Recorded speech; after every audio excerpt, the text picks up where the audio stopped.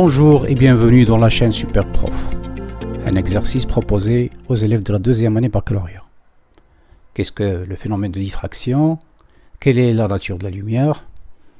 Le document 1 représente la lumière émise par une source ponctuelle de la lumière blanche et diffractée par le réseau de fibres du voilage.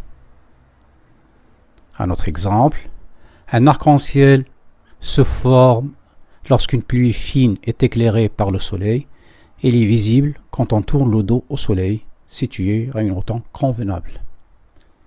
Troisième exemple, en télécommunication, les fibres optiques sont utilisées pour la transmission de signaux lumineux sur de très longues distances. On utilise aussi en médecine et parfois pour effectuer des endoscopes. Qu'observe-t-on lorsque la lumière rencontre une ouverture de très petite dimension? Sur le trajet d'un faisceau laser, interposé comme au document 1, un appareil polariseur permettant de régler l'intensité lumineuse, une fente étroite de largeur réglable, des différents trous de diamètre différents. Lorsqu'on diminue la largeur de la fente réglable, la tache lumineuse sur l'écran se réduit d'abord et s'élargit ensuite, et des taches lumineuses séparées par des ondes d'extinction apparaissent dans une direction perpendiculaire à l'axe de la fente. La tache centrale est 2 fois plus large que les taches latérales. De même, si les trous sont suffisamment petits, le faisceau s'élargit à la sortie du trou. On obtient sur l'écran une tache centrale circulaire, lumineuse, entourée d'anneaux concentriques lumineux. Ce phénomène est analogue à celui observé lors de la diffraction par une ouverture d'onde mécanique à la surface de l'eau. Le phénomène de diffraction s'observe lorsque les dimensions des obstacles ou des ouvertures sont du même ordre de grandeur que la longueur d'onde diffractée. On vous rappelle ici que la lumière passe à travers une fente verticale. On observe une tache horizontale centrale très lumineuse, très volumineuse, très épaisse et claire.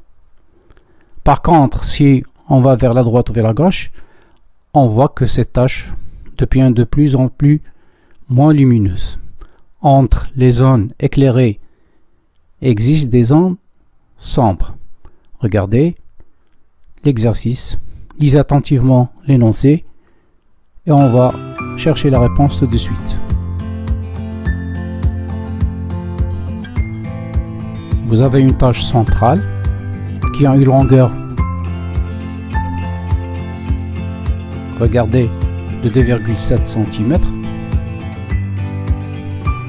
Ça c'est la tache centrale. Des taches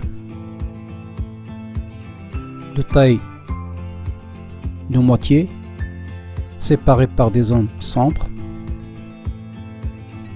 La distance est toujours prise entre deux zones sombres. Regardez, x1, x2, x3. Première question. Quelle relation existe-t-il entre le diamètre de la tache centrale de diffraction et la longueur d'onde?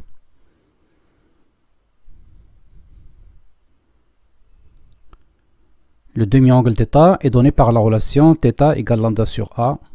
Ça, c'est une question vue au cours. Bien sûr, lambda, qui est la longueur d'onde, avec la largeur de la fente, sont exprimés dans la même unité. θ, exprimé en radians.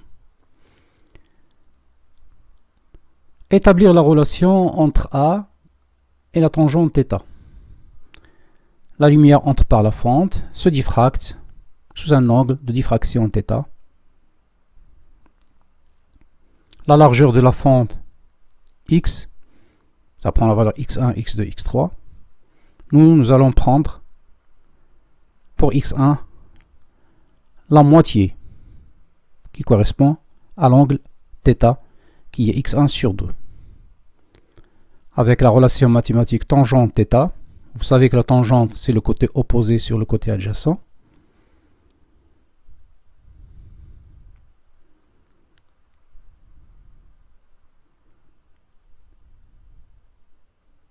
côté adjacent, côté opposé, côté adjacent, COCA,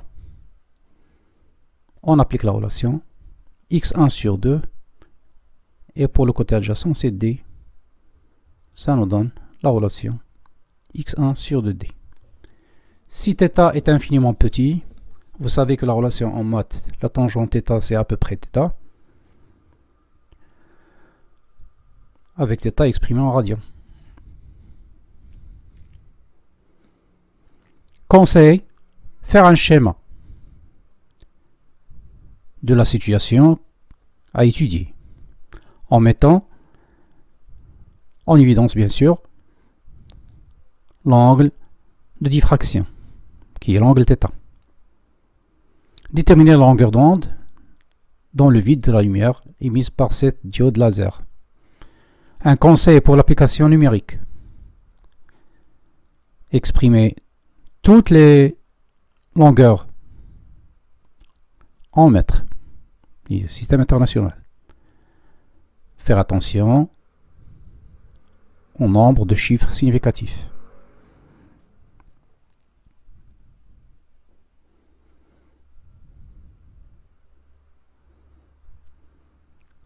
Lambda est égal à fois A.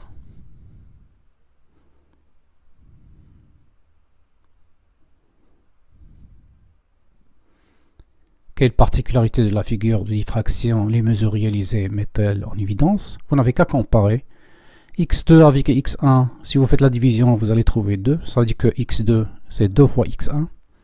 Vous comparez ensuite x3 avec x1. Vous allez trouver que c'est le triple. 3 fois. x3 égale 3 fois x1. Cinquième question. Lisez attentivement l'énoncé.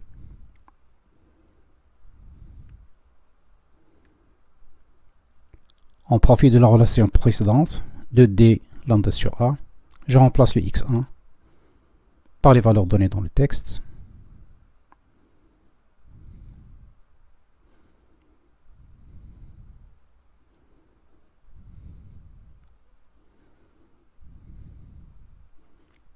On trouve 1,8 10 puissance moins 2 mètres.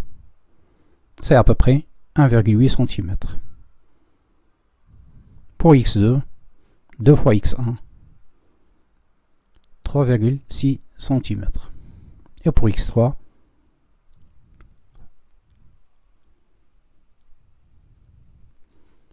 question petit b, décrire l'aspect de la tâche centrale de diffraction obtenue avec une lumière blanche. En lumière blanche, on observe une tache centrale blanche et bordée de rouge. En effet,